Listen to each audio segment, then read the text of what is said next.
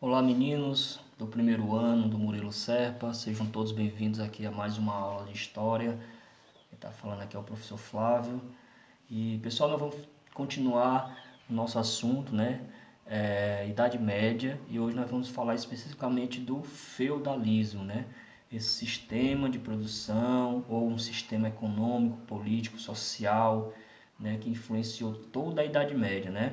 Desde 476, com a queda do Império Romano, até o final da Idade Média, com o fim de Constantinopla, né? E a Idade Média, como vocês sabem, é dividida em Alta Idade Média, né? E Baixa Idade Média.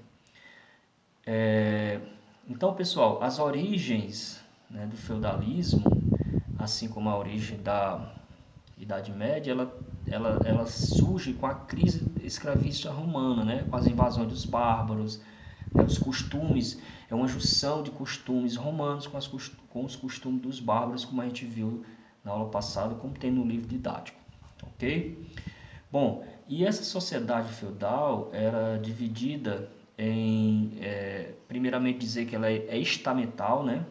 Ou seja, não tinha mobilidade social nenhuma, então era dividida em três principais estados, né, vamos dizer assim, a nobreza, né, os senhores feudais com grandes propriedades de terra, né, os chamados feudos, depois o clero, né, com membros da igreja, né, e por último os servos, né, que eram os trabalhadores, tá certo, da terra, tá certo?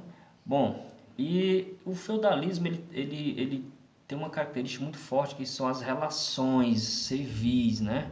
As relações de civis, os senhores feudais, né? Com os servos, ou seja, era regida por obrigações dos senhores, né? E dos servos. A obrigação do servo era garantir, dos senhores feudais era sustentar, proteger os servos, e os servos tinha a obrigação de servir, né? de trabalhar na terra, receber essa terra, mas ao receber teria que cumprir com alguns impostos, alguns pagamentos, né? Dentre elas a corveia, né? Que era o trabalho em si. Né? Para o servo ter o direito a um pedaço de terra para sustentar sua família, ele deveria estar trabalhando diretamente para esse senhor feudal. Aí tem outra forma de obrigação, que era a talha, né, que era o pagamento de parte da produção, tudo aquilo que era produzido, parte ia para, né, como parte desse pagamento, a banalidade que se pagava, né, pelas instalações ou por equipamentos que o servo poderia estar, vamos dizer assim, utilizando, né? O vitem, que era uma espécie de dízimo, enfim, então essas relações civis de obrigações entre servos e senhores feudais, né? Ou seja, uma relação entre suceranos e vassalos. Os suceranos eram os doadores de terra, os vassalos eram o recebedor dessas terras. Né? E o poder político era descentralizado, né, gente? Não existia assim como antes, né, no Império Romano, um imperador, um grande líder de todo aquele território, de todo aquele espaço, de toda a Europa, vamos dizer assim, como existia no Império Romano. Então esse poder era descentralizado nas mãos de diversos senhores feudais, né, que tinham grandes pedaços de terra que era dividido dessa forma.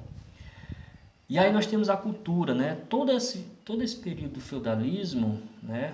A cultura em si era baseada no geocentrismo, ou seja, a explicação, tudo era explicado a partir dessa tendência do geocentrismo, né? Para a explicação de tudo, até da fé das pessoas, né? E a Igreja Católica, né? A maior instituição, a grande influenciadora dessa cultura, era, vamos dizer assim, era uma grande senhora feudal, né? Donos também de terra, e também garantia a ela o monopólio cultural e da educação, né? De todo o período, tá certo? Então, a presença da Igreja Católica dentro da Idade Média, principalmente dentro do feudalismo, é muito forte, tá certo?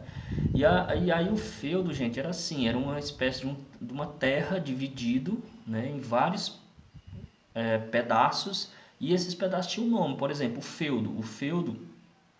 O manso, o manso senhoral era a área que era destinada ao senhor feudal, ao nobre, né? O manso servil era vários pedaços de terras menores, né, distribuído para esse servo estar sustentando sua família, né? Era uma economia agrícola, não existia a questão da indústria, né, do comércio, totalmente agrícola, autossuficiente, ou seja, era somente para a sobrevivência, não existia a produção, por exemplo, para o comércio, né, até porque o comércio era mínimo aí, né? As cidades também eram mínimas, pequenas. Depois é que vai surgir, né, o renascimento comercial, que já é, vamos dizer assim, dentro de uma situação de crise do sistema feudal. Ou seja, o renascimento comercial urbano, né, a formação de cidades comerciais, o surgimento da burguesia, né, a descentralização política, né, o aumento do comércio para a burguesia dos burgueses, isso aí gerou uma crise, ou seja, as pessoas começaram a produzir, né, para além do sustento, para acumular, para fazer comércio, para trocar. Os feudos foram sendo tomados simplesmente para produzir mais aos seus donos. Então muitas pessoas perderam terras, né? E aí vai surgir problemas, né, econômicos, né, sociais dentro desse período finalzinho da Idade Média, né?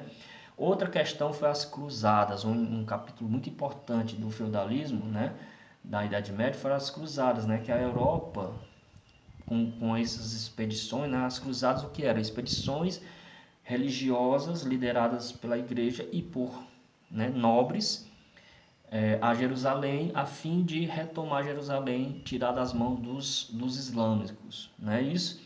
E aí o que é que acontece? Isso aí acaba gerando muita crise, uma crise econômica, pessoas, né, apostando tudo, né, nessa nova empreitada, né, querendo crescer financeiramente, socialmente.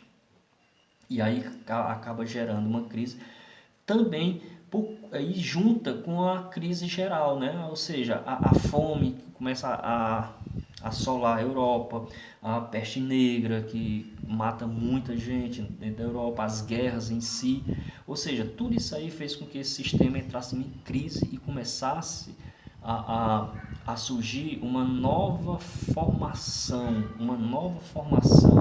política, econômica e cultural dentro da Europa, que é o chamado a formação dos estados nacionais, tá certo?